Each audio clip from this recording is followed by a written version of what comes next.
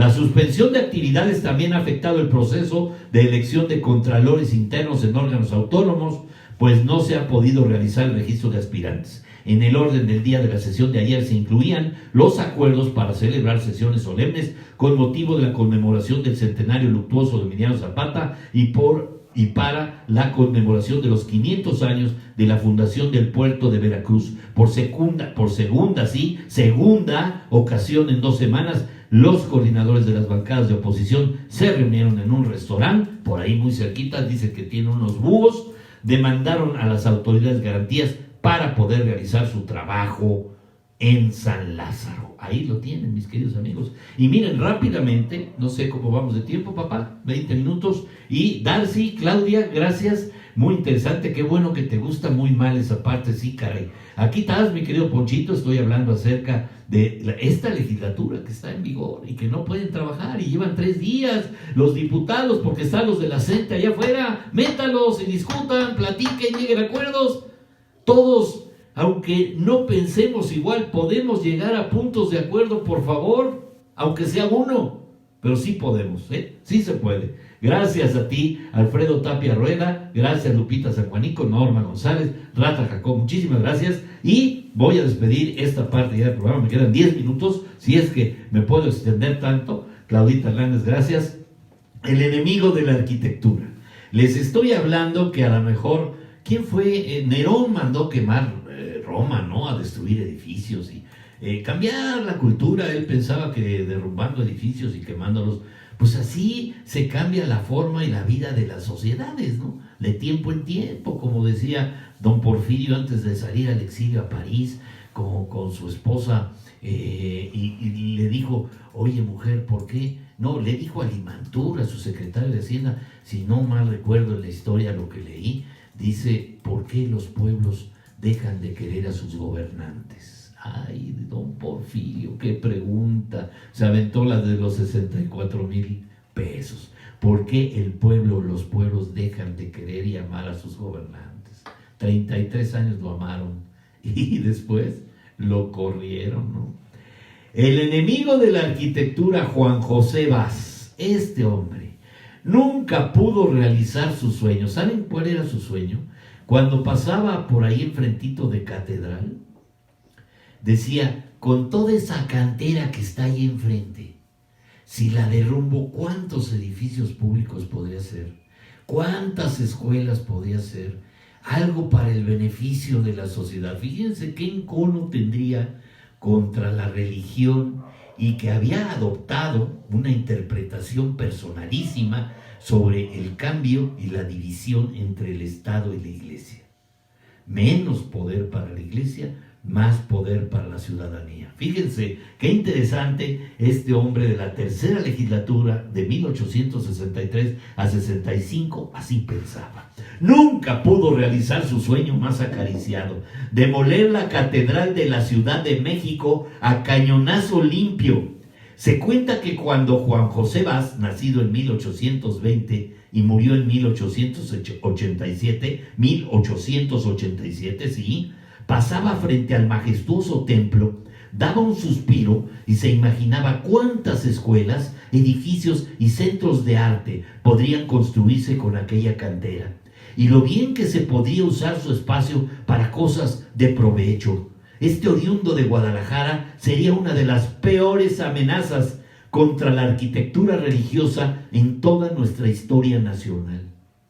¿Se la sabían? Proveniente de una familia distinguida y de ascendencia aristocrática, excombatiente de la Guerra de los Pasteles y contra los invasores estadounidenses en Churubusco, Molino del Rey y Chapultepec, el carácter de Juan José Vaz y Palafox era, en palabras de Enrique Fernández Ledesma, impulsivo, tosudo, delirante de acción, lírico del jacobinismo, insolente y hasta obsceno cuando le ganaba la exaltación. Gustaba de las exhibiciones de su valor siempre lleno de ardores y de penachos, y se hacía llamar el Inmaculado, que para mis amigos que no sepan qué quiere decir, es sin mancha. Fue 4 veces gobernador del Distrito Federal. Yo tengo otra historia en la que 5 a 6 veces fue gobernador del DF. Aquí dice en esta obra que tengo a la mano 4 veces. Yo sé que de 5 a 6. La sexta no pudo porque murió. Quien vio en aquel güero astuto, lleno de energía, Benito Juárez, al perfecto candidato, no para guiar una ciudad en plena crisis y transformación, sino para embestirla. Se le ve a don Juan José en todas partes, comenta un periódico de la época, accionando, gesticulando, improvisando y resolviendo problemas. Las colas de su frac azul parecen gallardetes agitados por el viento. No corre, vuela. No piensa, obra. Solo que a veces obra sin pensar. En él todo era pasión y fue el calor del momento lo que lo llevó a tener una afrenta personal en y en contra de la catedral y lo que ella representaba, suceso que pasaría a la historia más como anécdota y rima que como una afrenta militar. Todo comenzó cuando en 1856, durante la Semana Santa, a este un tanto obstinado jefe de gobierno, casi siempre furioso, le negaron rotundamente la entrada al recinto. ¿Por qué será? Y no era para menos, don Juan José quería participar de los oficios del Jueves Santo. Entrando a la catedral montado en su caballo, la negativa de los curas lo sulfuró, y al día siguiente regresó con la artillería misma que dispuso frente al atrio, mandando a la tropa a rodear el sagrado inmueble. El pueblo reaccionó de inmediato y en medio del fervor religioso que caracterizan tales fechas, enfureció y se amotinó frente a la catedral. La situación tensa y a punto de estallar llevó a Baza a replegarse, y así el extremista ateo se quedó con las ganas de reventar en 1000 pedazos la catedral. ¿Cómo la ven? La batalla de Jueves Santo, obra salida de la pluma de don Ignacio Aguilar y Marocho, alto miembro del Partido Conservador, literato católico y hombre ingenioso, fue un pliego que se publicó ridiculizando el hecho. Sus varias ediciones circularon por las calles de la ciudad con éxito rotundo. Según Fernández Ledesma, militares y paisanos, amas de cría, arrapiesos y hasta señoras repetían sus versos de memoria. Fija cual buen general su primera paralela en medio de la plazuela para sitiar la catedral. El 16 de septiembre de 1856, el entonces presidente sustituto de la República, don Ignacio Comonfort, publicó un comunicado donde, entre otras cosas, se decretaba la demolición de edificios y la ocupación de terrenos para causa o por causa de utilidad pública, así como la inmediata apertura de calles comunicantes. No pudo haber mejores noticias para don Juan José Baz, quien, tomando la disposición del presidente con entrañable cariño, comenzó a demoler todo a su paso, sobre todo si con ello lograba fastidiar al clero. Ponía unos polines de techo a suelo, los empapaba con brea, les prendía un cerillo, fuego, y derribaba el edificio en una noche. Así dicen que en el lugar donde estuvo el cadáver de Maximiliano se iba a hacer un santuario, mandó quemarlo y derruirlo en un solo día, en una noche. No pudo haber mejores noticias para Baz, ya lo dije. Pocos políticos han logrado en tan corto tiempo cambiar radicalmente la geografía de su ciudad. En su libro Elogio de la Calle, biografía literaria de la Ciudad de México, 1850-1992, Cal y Arena, Vicente Quirarte dice: entre 1861 y 1867, bajo el mandato de Baz, se demolieron total o parcialmente los conventos de San Francisco, Santo Domingo, San Agustín, San Fernando, La Merced, La Concepción, Santa Isabel. Para derribar tanto edificio clerical, construcciones originalmente concebidas para funcionar como fortalezas medievales, ya les dije, Baz gustaba de usar un método que perfeccionó con ahínco, untar de brea grandes vigas para atorarlas entre piso y techo, ya les dije.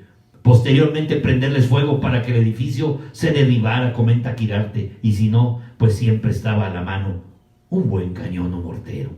Además, el gobernador era un destructor rapidísimo. Cuando Benito Juárez visitó el cadáver de Maximiliano, ya les dije, una visita que se realizó con tanto sigilo que los periódicos de la época no la registraron, Juárez pudo concebir en toda su magnitud el triunfo de la República y su victoria personal, comenta el historiador Alejandro Rosas.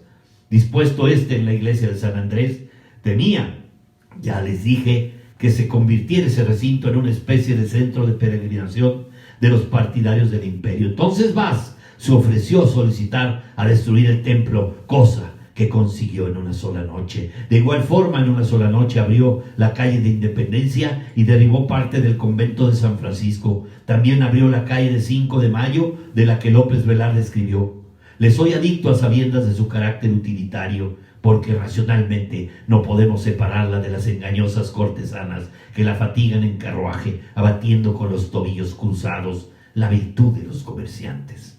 Sorprendentemente, sobre todo para un demoledor tan atareado, Vaz tuvo tiempo para construir la Escuela Industrial de Huérfanos. Gracias, mis amigos, por escucharme. Gracias, mis amigos, por verme.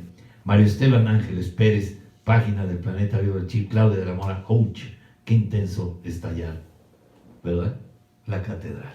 Gracias, mis amigos, por verme. Qué bueno que les gusten estos temas. Una pequeña dosis de cultura, en cápsula, en gota. Tómenla para que tengan referencia, para que sepan de historia, para que conozcan los hechos actuales y los confronten y saquen sus propias conclusiones. Gracias, amigos. Les mando un fuerte abrazo. Se despide de ustedes con todo cariño su amigo el Chief.